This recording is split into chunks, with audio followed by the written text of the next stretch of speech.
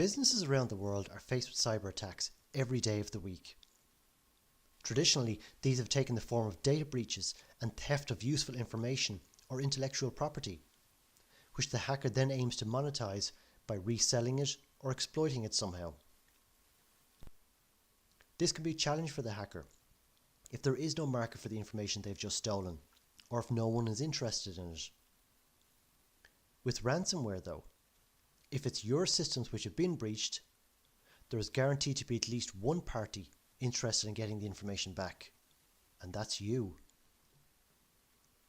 Ransomware is a virus that gets onto your computer systems and encrypts and scrambles all data it can reach. It attacks all sorts of documents, photos and databases, and can spread across your computer network to other computers or file shares and do the same there. Once it's complete, it posts a ransom note up on the desktop and in the folders of the computers and servers, outlining the ransom that must be paid and the timeline that's to be paid in.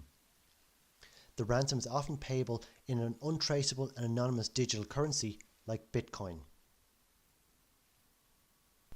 Over the last few years, ransomware has evolved to include what is known as double extortion. This is where, before launching the ransomware, a hacker spends time on a network and steals as much information as they can. They then threaten to release it publicly, which would lead to great reputational damage for the company, in order to blackmail the company into paying the ransom. There have also been cases of triple extortion, where the hackers go after patients or customers of the company or organisation and threaten to release their data publicly unless they too pay a ransom. Cybercrime is becoming one of the most profitable industries in the world. One reason you're hearing so much about ransomware right now is that the barriers to entry have disappeared. Ransomware is already a multi-billion-dollar industry and has grown to such an extent that governments are now viewing attacks as acts of terrorism. Every 11 seconds, an organisation falls victim to ransomware, and this is only set to escalate. For every major ransomware case that hits the news, there are hundreds of smaller and mid-sized companies which have also gotten hit, but prefer to stay quiet about it. Ransomware is far ahead of any other type of cyber attack due to the high profit margins and the low risks for the hackers. So what do all these costs mean for you? Well, firstly, there's the ransom payment itself. Hackers will often base the ransom on your ability to pay, which they often base on the information they get from accessing your data. Secondly, then there's the lost income and downtime involved. The average business is unable to operate for 12.6 days whilst dealing with the attack and recovery. There's the regulatory and legal fines, especially when dealing with cases of stolen data. And then there's the longer term reputational damage and insurance premiums. 1 in 4 Americans, for example, are known to stop doing business with companies which have been hacked. Cybersecurity is unique in that it's probably the only industry in which people really hold the victim to blame for what has happened. The ransomware model itself is also changing. Traditionally, a hacker would develop or buy a piece of malware. They would write a series of phishing emails, or they would otherwise work to get it onto the victim's computer system somehow. But the hacker themselves are handling the ransom, the payment. Basically, they're working pretty much alone here. This means that an individual hacker can only manage a limited number of attacks. Ransomware as a service, though, works on the affiliate model, whereby one person develops the malware and licenses to other affiliates to use. And this allows for specialization, where different people may be good at writing code, or writing phishing emails, or breaking into a computer network, but they all work together to get paid at the end of the day. I want to take the opportunity to address 2 myths that often arise around discussions of computer security. Firstly is the myth of why me? Why would anyone hack my business? I have nothing of interest to a hacker. As we mentioned previously, one person who is very interested in getting your information back is always going to be you. And hackers and attackers are always seeking to get paid. Different hacking groups have been seen to attack higher profile targets, but really on the whole, they don't care once there's a chance of them getting paid. The size of average ransoms does indicate that it is a lot of small and medium-sized businesses that are getting hit, as well as home computer users, who are particularly at risk of having family photos, movies and documents lost to an attack. Secondly, also, there's the myth of the sophisticated attack. You often hear, when you hear of a cyber attack, that it was said that it was a sophisticated attack, implying that there was little the organisation could do to have prevented it. Understand that all organisations do get hacked. And by hacked, I mean someone within the organisation falls for a phishing scam, or clicks on a link, or downloads malware at some point in time. And sophisticated attacks do happen, but they are relatively rare. And by using this term so loosely, it undermines all of the proactive work that you can do to keep yourself well protected. It also excuses organisations which don't have the basic preventative security measures in place. It's similar to not closing your windows and then complaining of a sophisticated attack when a burglar simply climbs through. No one admits or wants to admit that they just made a mistake and they clicked on a link, or they forgot to patch a device that was exposed to the internet. Because when it comes to phishing emails in particular, hackers don't hack, they trick. And people are human, and humans make mistakes, especially when tricked into doing so. So plan for failures. Expect people to click phishing emails, expect your devices to get breached, and have contingency plans for how to still stay protected. Businesses around the world are faced with cyber attacks every day of the week. Traditionally, these have taken the form of data breaches and theft of useful information or intellectual property, which the hacker then aims to monetize by reselling it or exploiting it somehow. This can be a challenge for the hacker if there is no market for the information they've just stolen, or if no one is interested in it. With ransomware though, if it's your systems which have been breached, there is guaranteed to be at least one party interested in getting the information back, and that's you. Ransomware is a virus that gets onto your computer systems and encrypts and scrambles all data it can reach. It attacks all sorts of documents, photos and databases, and can spread across your computer network to other computers or file shares and do the same there. Once it's complete, it posts a ransom note up on the desktop and in the folders of the computers and servers, outlining the ransom that must be paid and the timeline that's to be paid in. The ransom is often payable in an untraceable and anonymous digital currency like Bitcoin. Over the last few years, ransomware has evolved to include what is known as double extortion. This is where, before launching the ransomware, a hacker spends time on a network and steals as much information as they can. They then threaten to release it publicly, which would lead to great reputational damage for the company, in order to blackmail the company into paying the ransom. There have also been cases of triple extortion, where the hackers go after patients or customers of the company or organisation and threaten to release their data publicly unless they too pay a ransom. Cybercrime is becoming one of the most profitable industries in the world. One reason you're hearing so much about ransomware right now is that the barriers to entry have disappeared. Ransomware is already a multi-billion-dollar industry and has grown to such an extent that governments are now viewing attacks as acts of terrorism. Every 11 seconds, an organisation falls victim to ransomware, and this is only set to escalate. For every major ransomware case that hits the news, there are hundreds of smaller and mid-sized companies which have also gotten hit, but prefer to stay quiet about it. Ransomware is far ahead of any other type of cyber attack due to the high profit margins and the low risks for the hackers. So what do all these costs mean for you? Well, firstly, there's the ransom payment itself. Hackers will often base the ransom on your ability to pay, which they often base on the information they get from accessing your data. Secondly, then there's the lost income and downtime involved. The average business is unable to operate for 12.6 days whilst dealing with the attack and recovery. There's the regulatory and legal fines, especially when dealing with cases of stolen data. And then there's the longer term reputational damage and insurance premiums.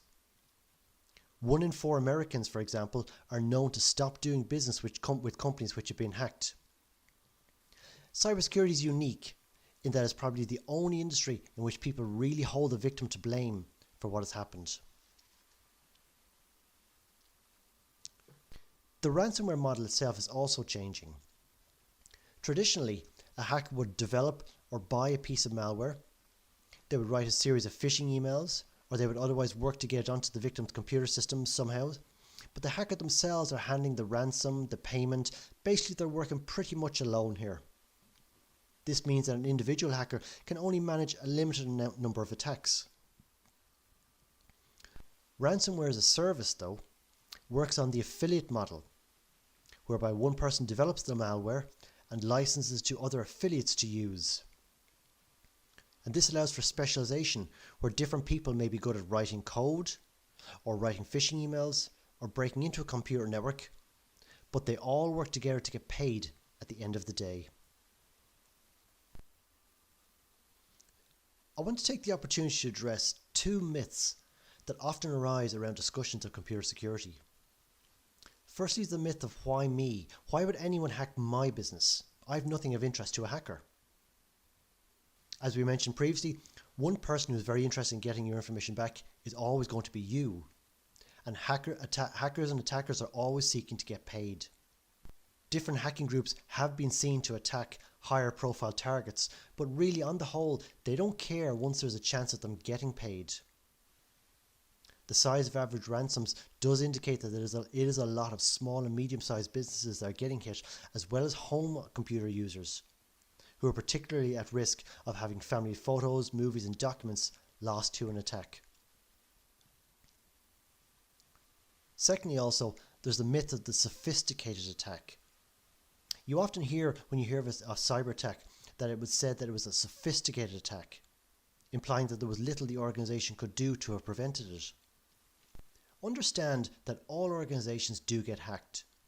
And by hacked, I mean someone within the organization falls for a phishing scam, or clicks on a link, or downloads malware at some point in time. And sophisticated attacks do happen, but they are relatively rare. And by using this term so loosely, it undermines all of the proactive work that you can do to keep yourself well protected. It also excuses organizations which don't have the basic preventative security measures in place. It's similar to not closing your windows and then complaining of a sophisticated attack when a burglar simply climbs through. No one admits or wants to admit that they just made a mistake and they clicked on a link, or they forgot to patch a device that was exposed to the internet. Because when it comes to phishing emails in particular, hackers don't hack, they trick. And people are human, and humans make mistakes, especially when tricked into doing so. So plan for failures. Expect people to click phishing emails, expect your devices to get breached, and have contingency plans for how to still stay protected. Like most technologies, ransomware has developed and gotten more effective over the years. And there's been one development in particular which has allowed it to become as prevalent as it is today. Let's take a brief look at the history of this branch of cybercrime. The very first ransomware attack dates from 1989. Distributed on floppy disk at an AIDS conference by biologist Joseph Popp, it was handed around in the form of a questionnaire. And after someone inserted it in their computer and rebooted their machine 90 times, their files were locked up and this message popped up on their screen. These were the early days of the internet, and there really wasn't a whole lot of development in the ransomware space for many years. There was cases like GPG Coder in 2006 and Croton in 2010, mostly Eastern European and Russian in origin. But the main challenge with ransomware has always been how to receive payment. Early ransomwares relied on victims either sending money via post, as in the case of the AIDS virus, or using prepaid debit cards, or sending money via trading platforms. This all changed in 2009 with the introduction of Bitcoin. Bitcoin is a decentralized digital currency which allows direct transfers of money between two parties without any central bank or government being involved. Here now is a payment mechanism which allowed the attacker to receive ransom money and also allowed them to remain anonymous throughout. Though Bitcoin wasn't responsible for ransomware, it was a pivotal moment which allowed ransomware to be as massively financially successful as it has been. CryptoLocker from 2013 was the first major ransomware outbreak which made use of Bitcoin for payment. Whereas the AIDS virus had used a relatively weak form of encryption, CryptoLocker used a different method of encrypting the files called public key encryption, which made breaking the encryption totally impossible without paying the ransom. And it also introduced a time limit for getting the data back. Initially, the key to decrypt the files would be deleted after 72 hours. But due to the massive number of infections and the demand for decryptions, hackers then changed it so that the price increased greatly after 72 hours instead, but you could still get your data back. All in all, CryptoLocker netted about $30 million for the hackers. In 2017, NotPetya was used in what is considered to be the first genuine case of cyber warfare. At the time, Russia was involved in a bitter war against the Ukraine, and this virus was launched by the Russian military but spread quickly globally to many unintended companies and countries, causing an estimated $10 billion worth of damage worldwide. This image here shows a Ukrainian supermarket which was crippled by NotPetya. And while the malware was made to look like ransomware, in posting a ransom note on the screens, it actually deleted the content of the files. So even for the businesses and people who paid the ransom, there was no way at all for them to get their data back. Ransomware attacks are only set to continue. As more of our lives go online, hackers are going to continue to develop viruses that attack them, because people are going to want to pay to keep their cars, TVs, and digital lifestyles online and working. For the operators of ransomware and the attackers, there is low risk and high profit involved, so very little incentive to stop. So it's imperative that we understand how to protect ourselves against this new reality. We were saying earlier how a ransomware attack occurs at least once every 11 seconds. It can be useful to break an attack down into phases in order to understand both the attack itself and what you're going to need to do to protect yourself. Let's take a look at the sequence of steps involved in a typical ransomware attack. This can be split up into three phases: the access phase, data collection, and finally the encryption phase, where the ransomware itself is actually triggered. The access phase is the reconnaissance phase. This is where hackers are scanning the internet, looking for unpatched or out-of-date software that can be exploited, or sending out their phishing emails. It's where they're looking for targets. They're looking to gain their initial entry point onto the computer network. Phishing emails play a really important part in tricking users into downloading malware onto the laptops, and are used in 91% of all cyber attacks simply because they're so effective. A very common component of phishing emails is creating a sense of urgency in the reader. Hackers don't want to give you time to think or double check before you click the link and either enter your password onto a spoofed site or download a file which will turn out to be the malware.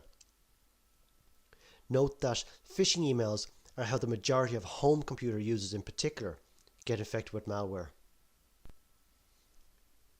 In this example, the hackers are looking to exploit your curiosity to get you to open the attached document, which again will carry the malware onto your computer.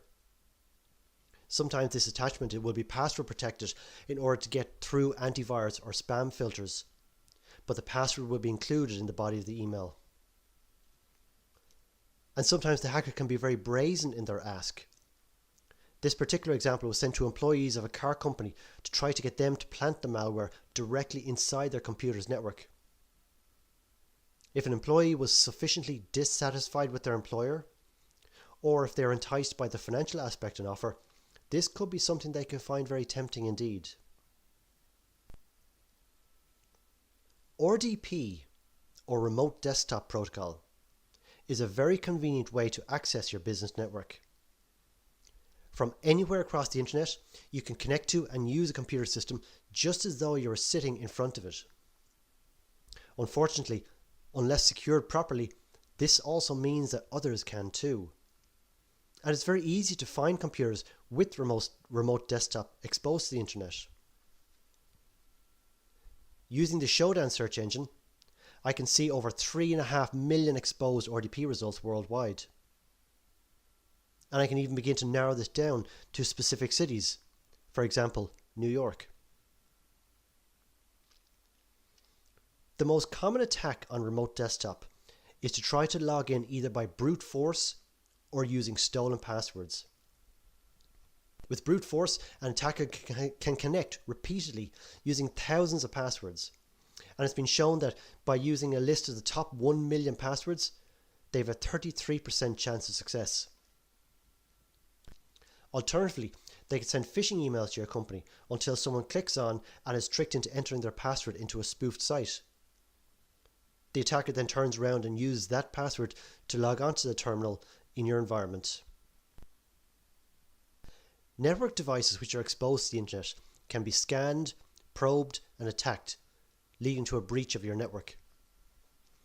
When a manufacturer releases a patch for a vulnerability, hackers start scanning for that vulnerability, as they know that businesses are often slow to update and patch these devices. Hackers can set up a malicious website which downloads malware to your computer simply by visiting it. Known as a drive-by download, because the user often doesn't even need to click or do anything on the site in order to get infected, the malicious site exploits vulnerabilities and bugs within the web browser. In almost all of these cases though, the vulnerabilities are known and a patch has been released. So these drive-by downloads are really only effective against people who are not keeping their browser software up to date. Plugging USB devices into your laptop is another way of spreading malware from one computer to another.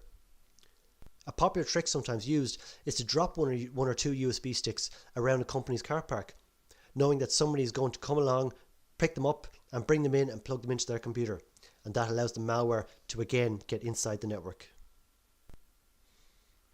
At this point then, the hacker has gained a foothold within your network, and they want to use this as a launching point to go further. There are programs they can use to steal admin passwords, which gives them greater abilities to move around, probe deeper, and quietly snoop on your network. They want to discover the structure of the network, what servers and file shares are out there, and what data they can get to.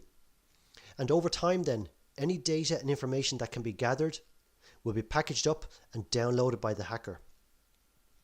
This gives them leverage for when they launch the ransomware itself, in setting the price of the ransom, and also in the double extortion tactic we mentioned earlier, where they blackmail you or your customers in order to force you to pay.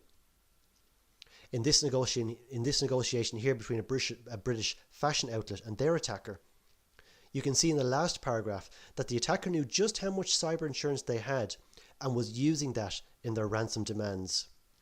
Companies are notoriously bad at knowing what is going on in their networks, and attackers, once inside, have been known to lurk and snoop for months before executing the final phase of the attack. Once they have all that they need, the hacker can then trigger the ransomware itself. Your files and data get encrypted, your computers in some cases become totally unusable, and now you're in full-on crisis mode. But this is really the tail end of the whole attack process, and by now the attacker has seen and taken all that they want. So how do you protect yourself against all of this?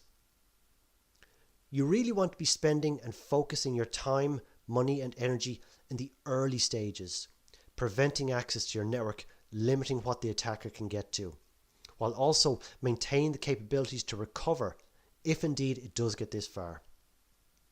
In the next section, we're going to take a look at exactly just how to do this. Let's take a look at how a ransomware attack happens and what it actually looks like to be part of an attack. So here we have a typical computer system, much like you would use or you would see either at work or at home or anything like that. And we have some files on the desktop here. First of all, we have some pictures from our recent trip to the beach, some nice holiday pictures there. We have a spreadsheet with some very important calculations and different figures. And there's a letter on the desktop also too here. So just general files that you would find on anyone's normal computer on a day-to-day basis at home. We also too have a file down here. This file, notice the icon, it looks like it's going to open up with the Chrome browser. So this is made to look like either a web page, maybe a link to a website, maybe a PDF file. But again, something innocent and something familiar enough that you wouldn't have much hesitation in opening. This is the ransomware virus itself. And this could have been delivered to our computer either through a phishing email or maybe got on via a USB stick, or however it got there, it's now on our system ready to be triggered and launched. This virus here is the Cerber ransomware virus. This was one that used a ransomware as a service model. And in cases like this, the person who succeeds in getting it onto the computer system stood to gain about 40% of the ransom that was obtained when people paid the ransom at the very end. This was actually a few years back. This was one of the most active ransomware strains that was out there, and it accounted for over a quarter of all infections that were going on at one point, and ultimately ended up netting the hackers about $2.3 million in ransomware fees. So let's go ahead and launch on our system here and see what it looks like. Notice also too, this system here is one that we've specially isolated and disconnected from the network. So you wouldn't normally typically do this on a computer system that you have because the effects of this getting loose and affecting other systems or in either your work or your home environment really could be truly devastating. Let's go ahead and launch this one and see what it looks like. So when we first trigger it, it works away silently in the background. And very soon then you see the desktop, the background is changed. All these messages start to pop up then, and these now are the ransomware notices. Again, ransomware is a very loud and very noisy virus. It doesn't try and remain quiet and hidden on a computer system. It wants to be noticed. So it posts all these notices, so as you're going to see it, and you're going to want to pay the ransom. So again, to what it's saying here is your files have been encrypted. The only way to decrypt them is to receive your private key and the decryption program. It posts some links that you could go to and in order to pay the ransom there. And it opens up in a number of ways. Here's another page again too with the same message. They're trying to tell you how to get to and access the site to download your decryption key and more additional information. If we go back to our desktop again, here's the notice on the desktop. And if we look at our files then, in our folder with our beach pictures, they've been encrypted. We can't access those any longer. There's ransomware notices in every folder on the computer system. And if we try and open up our spreadsheets and our Word documents, they can't be done. So really you can't go any further with this computer system until you pay the ransom, or if you wipe the machine and restore from backup. Passwords are an integral part of your IT security, and even with all of the advances in technology, they're not going away anytime soon. Using strong passwords is key to maintaining the security and confidentiality of your data. Let's take a look at how you can make your passwords extremely secure and impossible to hack, but also easy to manage and use. Every year, security companies release lists of the top passwords stolen in hacks from that year. And every year, the same passwords appear time and time again.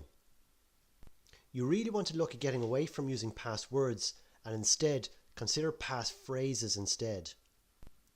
These are a series of 4 to 5 words strung together, which actually makes it much easier to include things like symbols, hyphens, dots, and all the complex characters that you often hear recommended to incorporate.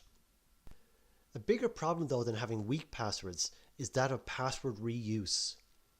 This is where you come up with a really long, strong password, one that you're really proud of, and then you go ahead and use this one password on all of your online accounts.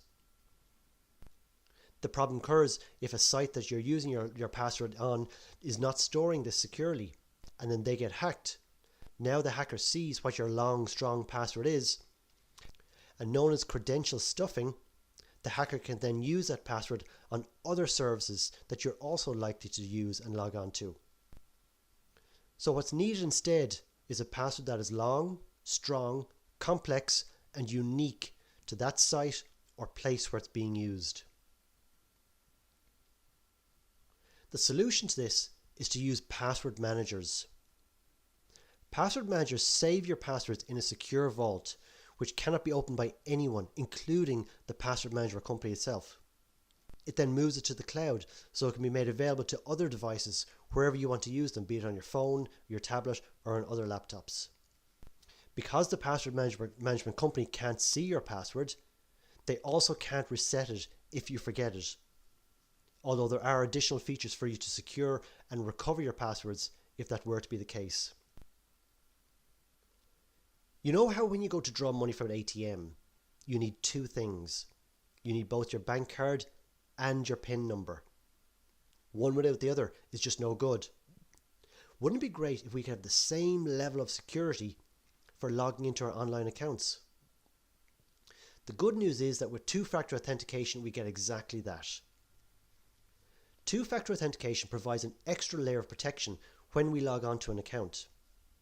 It is one of the most effective ways of protecting your accounts and makes it much harder, nigh on impossible, for cybercriminals to gain access. With two-factor authentication, or 2FA, an app on your phone generates a code which changes every 30 seconds. When you go to log into your account then, once you enter your username and password, you're prompted for that code. And only once you can provide the right code, i.e. once you have the phone in your possession, can you get access to your account. If somebody else does manage to steal your password, there's no way they can get in without that code from your phone. A final point to take note of is around the issue of default passwords. Many devices, particularly IoT or smart devices, come with default factory set passwords. And then these are then turned on and connected to the internet without the passwords being changed. This makes it so much easier for a hacker who is scanning your network to gain access to these devices, as it's often simply a case of Googling for the default password on them. These are the small footholds an attacker needs to launch a bigger attack either inside your business or against other people. A botnet is a collection of infected computers being controlled by a hacker, and the botnet known as Mirai infected and controlled over 600,000 IoT devices. Mirai spread by simply scanning the internet for connected devices, and when it found one, it tried logging in using a dictionary of just 60 common default passwords. None of the devices had changed their default password, and this allowed the Mirai botnet to control that device and use it to launch some of the largest attacks ever seen on the internet, to take websites and universities completely off the air. So the advice here is simple. If you have something that comes with a password already, you cannot assume that password is secure. So one of your first steps must be go in and change something unique, something that only you know. Let's take a look at a password manager and two-factor authentication in action here then. I'm going to use my password manager to log into my Amazon account, both of which are protected obviously by a password, but also both of which have two-factor authentication in place. The password manager I'm using is called LastPass, and they have a very handy browser extension up here that allows you to log in from your browser. I'm going to click on this. I'm going to enter my master password. This again is the password that secures all of your passwords into the LastPass vault, and is the only password you really need to remember. Because there's two-factor authentication in place, it's asking me for the code from my phone now. So I take out my phone, I open up my two-factor authentication app, and I type in the code that appears on the app. Okay, so I'm now successfully logged into my password manager. I can use this now to log into any accounts which have passwords saved within the password manager. In this case, we're going to do it to Amazon. So your password manager can be set up to stay logged in either all day whilst you visit other sites, or you can set it up to log out after a certain time or once you close your browser window. So first thing I do is I go to my sign in page for Amazon. I have it configured here to automatically enter in the details as I go through the Amazon sign in page. So firstly it enters in my email address. When I go to the next page then, it auto enters my password. Usually this is enough to sign somebody into their account, but here then Amazon now asks for my two-factor authentication code. Again, I go back to my phone and I pull up my two-factor authentication app and I type in the code that appears on the app. And once I type in the correct code, it now has me successfully logged into my Amazon account. Computer security is all about risk management. You can never be totally risk-free. There's always a chance that you will miss something, or maybe a new vulnerability is discovered tomorrow and you get hit before you get a chance to patch against it. In fact, it's often said that whilst you need to get it right 100% of the time, a hacker only needs to get it right once. So rather than aiming for risk elimination, it becomes a game of risk reduction. And there's a lot that you can do for little or no cost to dramatically reduce your risks. Let's take a look now at some of the steps you can take to protect yourself further against cyber attack. The very first step then is to learn what is on your network. After all, you can only secure the devices you actually know about. So get to know what's attached to your network, because you are then ultimately responsible for securing each and every one of them. It's not uncommon at all for a computer or any sort of device to go unnoticed on a company's network and be completely overlooked for patching.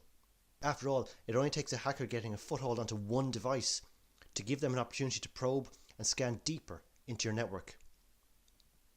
Watch out in particular for IoT devices and printers.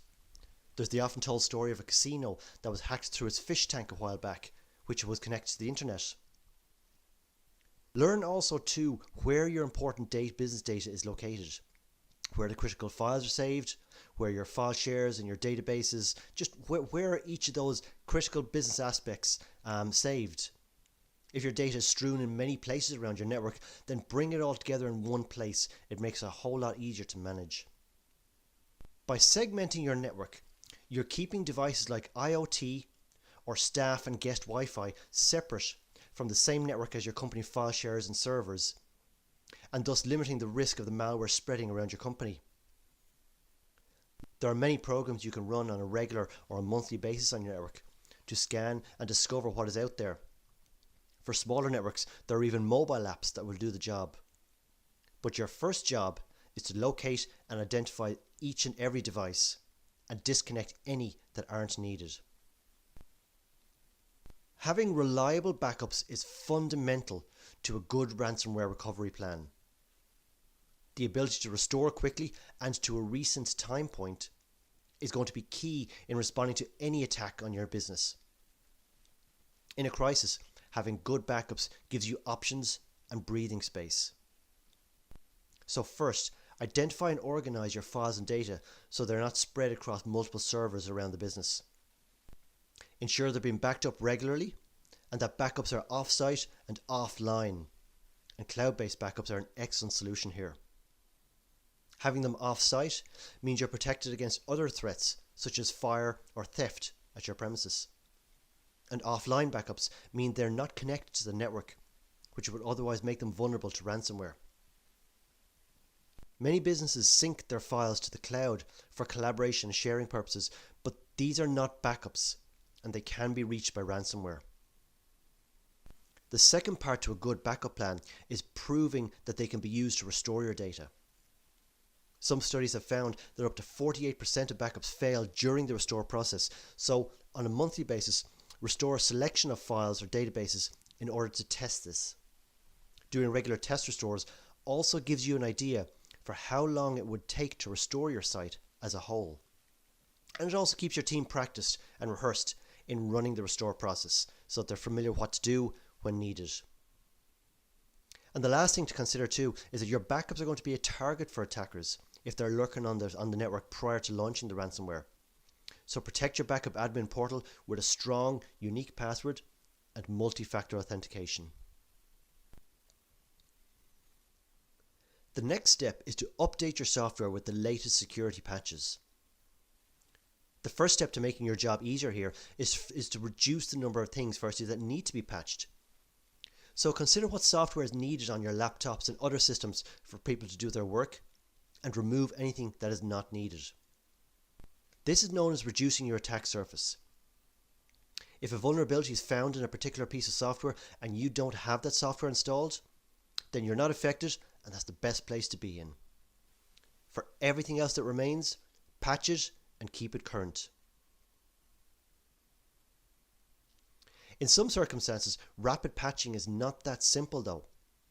If you're concerned about the impact that updates may have on some of your applications, then the solution is to have a test server with the application installed and have a schedule for installing the patches there first and very quickly following up on your live production systems. Just don't not patch. That's the key thing, that you don't take a strategy of avoiding patching. It's a very, very necessary part of your overall security posture. And the same goes too for operating systems. Once a version of Windows reaches end of life, it stops receiving security updates. So invest in upgrading your systems and keeping them current to stay protected. You should also invest in a vulnerability scanner, which will give you visibility into the risks on your network and track whether software vulnerabilities are being patched in a timely manner. The working from home environment is very different in terms of security, as employees take more risks than they would in the office, such as installing games and software and the like, and sharing devices with their family and friends. Remote working we've really seen over the last while has really blurred the lines between what a work laptop can and cannot be used for. 70% of workers admit to using their work laptops for personal use and things like downloading movies and gaming and stuff. And attackers have spotted this change in behaviour, and they're now targeting home users using dedicated malware campaigns. So how do you keep your organisation protected against people accidentally introducing risks or viruses? Firstly, keep your antivirus updated. Antivirus, though not an ultimate solution, is definitely part of a good security program. Remove all unneeded software, and anything that remains, keep it patched and current. Restrict admin privileges so that only your admins can install software. Many people start to use their company devices, like we were saying, as personal devices, and this can expose your business to risks. You're limiting their ability to do so by limiting their permissions on the laptop. Use a VPN for connecting securely into your company network, and this avoids you having to expose remote desktop ports to the internet. And promote and encourage strong, unique passwords, as well as multi-factor authentication, especially when connecting to VPN or email accounts. Only 1 in 5 companies invest in cyber or information security training for their staff, meaning people are unaware of the threats and what to do if they're targeted. Many attacks actually go unreported because people fear they'll be blamed for clicking on a link or opening up an attachment that came in the mail. So create a culture where people are comfortable with reporting near misses. Early warnings are valuable, and people should be praised for calling it out, or if they do happen to get tricked into clicking on something. Take a least privilege approach to file and directory access. Giving people only the access to the systems that they're going to need to do their jobs. This helps you in 2 ways. If people don't have access to folders that they don't need, then the ransomware can't access those if you do get hit. And also too, from a GDPR perspective, you're limiting the access that people have to private and sensitive information. So a cashier, for example, doesn't need access to company financial records, or a hospital CEO doesn't need access to patient records. Globally, the insurance industry sees cyber incidents as being the greatest business risk out there at the moment. Talk to your insurance provider to understand your cover against ransomware attacks, and pay particular attention to what is required from you in terms of preparation. Many insurers are aware that many companies are not putting enough investment into preparing themselves adequately, and once they get hit by attack, they expect the insurance company to cover the cost of it. And this simply leads to upward pressure on insurance premiums for everyone. In response to the NotPetya attack in the Ukraine mentioned earlier, cyber insurers actually refused to pay out on insurance claims, invoking the acts of war clause due to the ongoing war between Russia and the Ukraine at the time. So even companies which weren't caught up in that war didn't get covered for the massive amounts of damage that they experienced as a result of the ransomware. And finally, put together an incident response plan. Decide in advance who's going to be on your incident response team, who will be available, for instance, if something happens over a weekend or a public holiday. What is each person's responsibility? What do you disclose to customers, suppliers, regulators, and staff? In the video on responding to an attack, we will discuss the option of paying the ransom. But as part of your advanced planning though, it's a good idea to research how that will happen. So log on to the portals where cryptocurrencies like Bitcoin are bought and transferred, so you know how they work. Many ransomwares have a countdown timer giving you, for example, 72 hours before they delete your data. So get familiar with the portals now so you're not under pressure at the time. Finding the funds to pay for a 6 or 7 ransom can also be quite challenging with a few days' notice. So consider in advance where it would come from if it had to. There's an incident planning template included as part of this course, which you can use to put together your plan for how to handle and manage a ransomware incident if it happens. Imagine yourself. It's a Friday evening, you're tired, you've had a busy week, and you're on your way home. Or maybe you're at home. Or maybe you've gone for a drink after work. But next thing you get a call. A colleague of yours who's also packing up for work noticed something unusual on the computer systems, and there's ransom notes left in all of the folders. Despite all of your best efforts, you've been hit by a ransomware attack. Let's take a look at some of the things you can do to respond appropriately if you find yourself in this situation.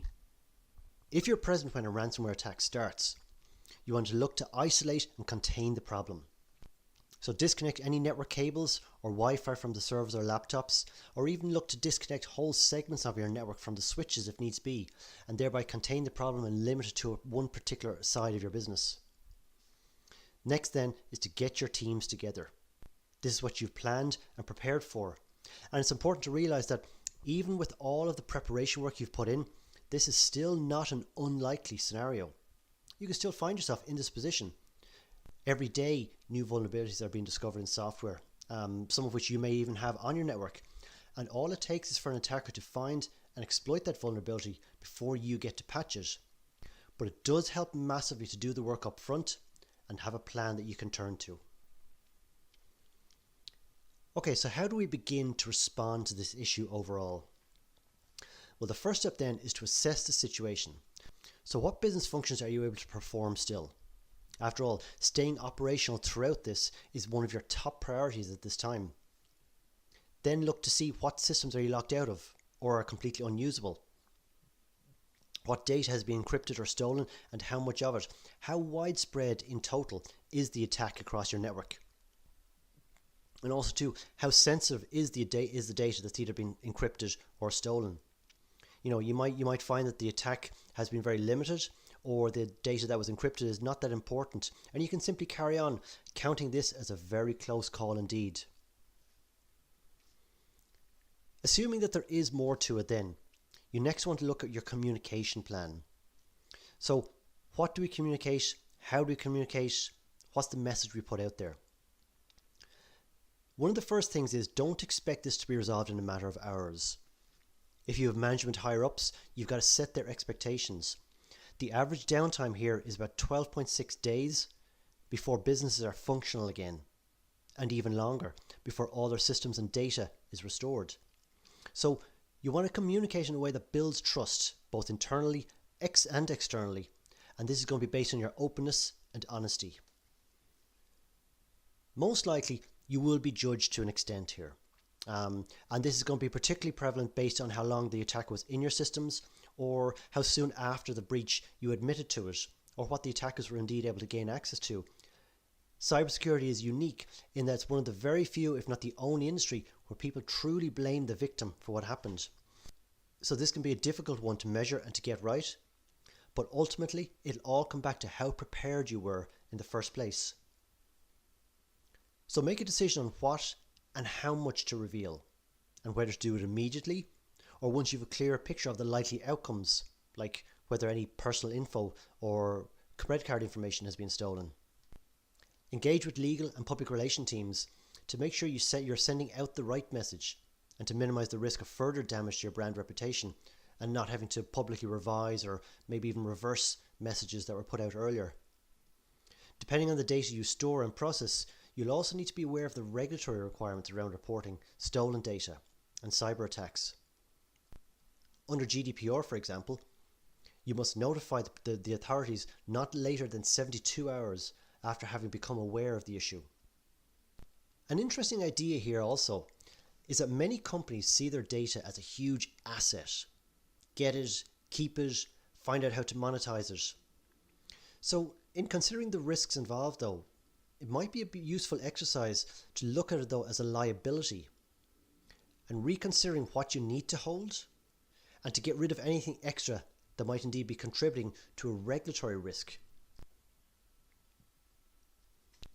Now you want to look at your options for how to deal with the problem. And there's two parallel tracks you want to consider here. First of all, what are your backups like? So validate the state of your backups. Are they available? Are they healthy? Were they taken recently? How old were they? What systems do you have? And what systems do you not have? How quickly can you restore the data? And also too, what system do you want to start recovering first in order to get yourself up and running? In parallel, you must decide if you're going to open communications with the hackers. The decision to pay a ransom is going to be a business decision. So while you would in general want to avoid paying these criminals, it is a valid recovery option and it should be explored alongside your backup recovery to make sure that you're making the best decision for your company. But having someone threaten the existence of your business can be an emotional time, to say the least. So keeping your cool matters and staying professional in the face of the injustice of it all. It helps you make better decisions and leads to a better process overall. Find out what data they have and if it can be verified. And you can even consider bringing in trained external negotiators. These guys are going to be removed emotionally from the attack. They're going to be experienced in dealing with these groups, and they can even negotiate to bring the ransom demand way down from what the hackers are asking for initially. So what about the role of the police and law enforcement here?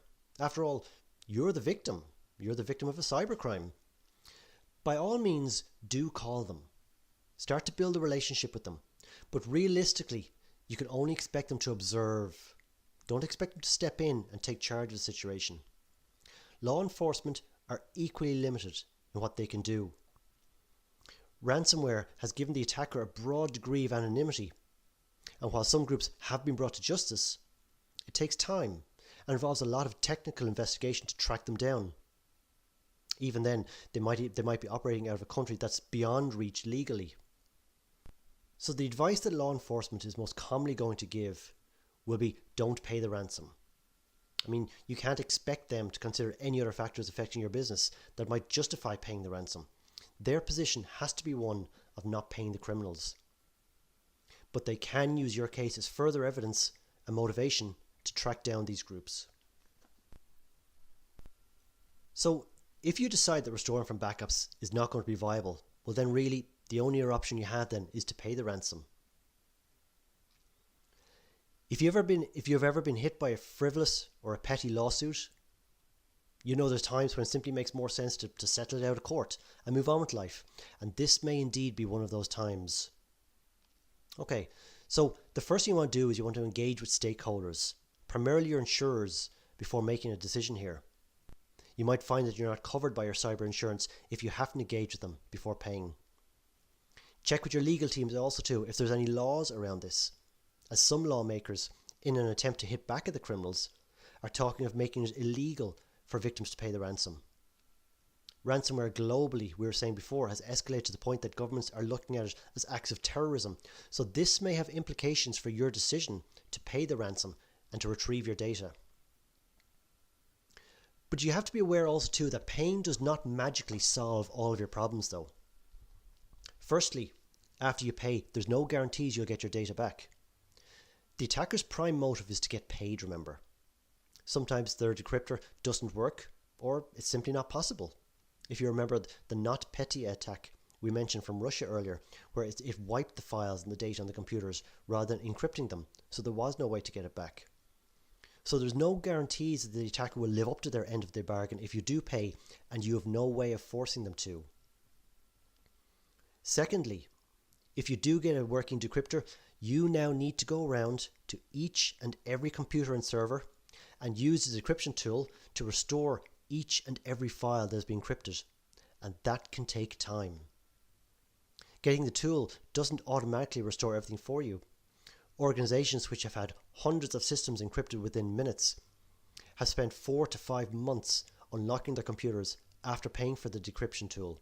So paying up is useful, but it's not an automatic fix to your problems. I do want to cover the topic of freely released decryptors also though. These are decryptors which other companies have paid for previously and then release them to the public in the hope that they're obviously useful to others.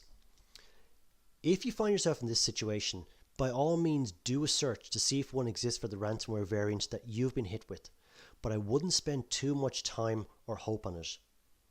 It is just far too easy for hackers to change the encryption algorithm for each virus so that it renders previous decryptors obsolete.